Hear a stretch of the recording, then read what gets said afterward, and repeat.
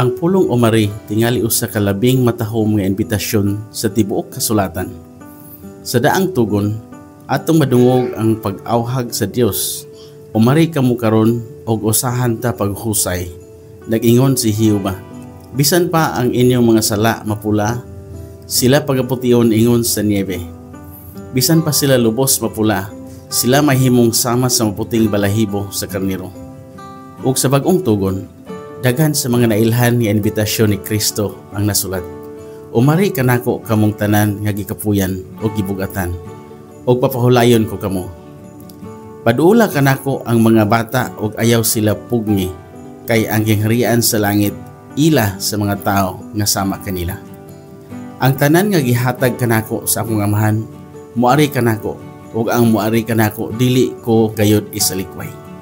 Bisan sa duol nga katapusan sa iyang kinabuhi, si Jesus mitindog ug misinggit, kung adunay tawo nga giuhaw, umari kanako ug uminom. Ang mutuo kanako sumala sa giingon sa kasulatan, gikan sa sulod niya muagay ang mga sapa sa tubig nga buhi. Ang atong Dios usa ka Dios sa imbitasyon. Dili siya mamugos o magmando, apan mainiton og tinud-anay nga mag-aawhag. Tingali ang usa ka labing lalom nga imbitasyon sa kasulatan makita sa Pinadayag 22:17. Og ang Espiritu ug ang pangasawunon nagaingon, umari ka, ug ang nakadungog paingna siya. Umari ka, ug ang giuhaw paanhiya siya. Ang mubuot paimna siya sa tubig sa kinabuhi nga walay bayad. Tan-awa, kini usa ka doble nga imbitasyon.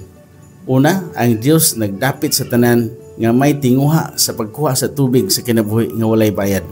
Ang ikaduhang bahin sa imbitasyon gitumong ngadto sa mga nakadungog o naminaw sa tawag sa Dios nga nag-awhag kanila sa pagdapit sa uban nga moanhik ang Kristo.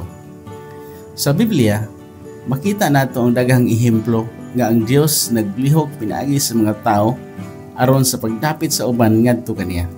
Sa daang tugon, nagaingon ang salmista, umari kita, magasimba kita ug magaluhod, magayugbo kita sa tubangan sa Dios nga atong mabuhat. Kay siya mao ang atong Dios ug kita mao ang katawhan sa iyang tapok ug ang mga karnero sa iyang kamot. Sa bagong tugon, sa dihan si Jesus nagdapit kang Philip sa pagsunod kaniya, mitubag si Philip sa awhag ug diha dayon giimbitar ang iyang higala nga si Nathanael aron musugat sa manuluwas. Sa dihang nahibalo si Nathanael nga si Jesus taga Nazaret, miingon siya, may maayo bang butang nga mugula gikan sa Nazaret?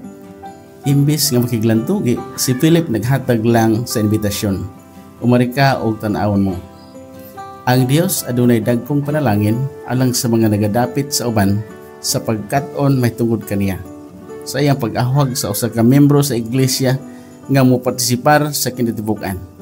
Si Ellen White misulat, aduna kay pribilehyo sa pagpamatuod kang Hesus o sa pagbarog sa iyang kamatuoran bisan asa ka.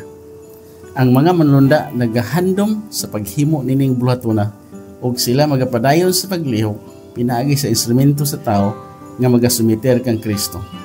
Ang imong kinabuhi mahimong usa ka dakong kahigayunan alang sa mga balaang manlunda sa paghimo alang sa kaluwasan sa mga nangawala.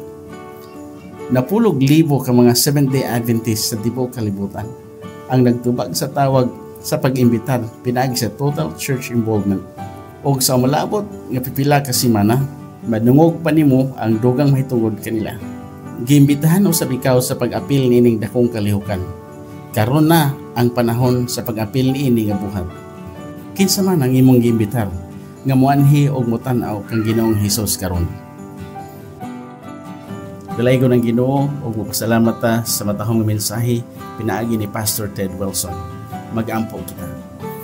Ginoo nga mahigugmaon, among Dios nga puno sa grasya ug panalangin. Salamat sa imong matahom nga imbitasyon nga umari kamo. Salamat nga bisan pa sa among pagkamakasala, yatagan mo kami og higayon sa pagduol kanimo aron makabaton kami og kapahulayan. Ug aron puna ang among kakulangon ug kauhaw sa balaang espiritu. Ginoo, tabangi kami sa pagtubag sa imong pag-awhag. Punoa kami sa imong espiritu aron kami usab magdapit sa uban. Himuag kaming mga instrumento sa imong gugma o kaluwasan.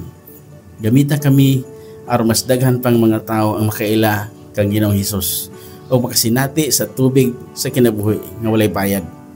Palangini ang tanang nagpaminaw o nagtanaw karon, ihatag kanila ang kadasig sa pagpangalagad o sa pag-imbitar sa uban. Hinaot niya ang among kinabuhi magdala og kahayag ngadto sa uban nga sama ni Pilipi among isulti o marika og tan-awon mo. Salamat sa imong walay puas nga pahigugma og imbitasyon. Kini among giampo sa ngalan ni Hesus. Amen. Mga higala, daghang salamat sa inyong pagpaminaw sa mensahe karon. Kung na-bless mo sa pulong sa Ginoo, palihog i-like o i-share sa imong mga higala o sa imong pamilya. Ug ayaw kalimot sa pag-subscribe sa among YouTube channel aron makadungog pa ka og daghang mga mensahe nga makapalig-on sa imong pagtuo. Padayon ta sa pagdapit sa uban nga moari og motan-aw kang Hesus. Amen.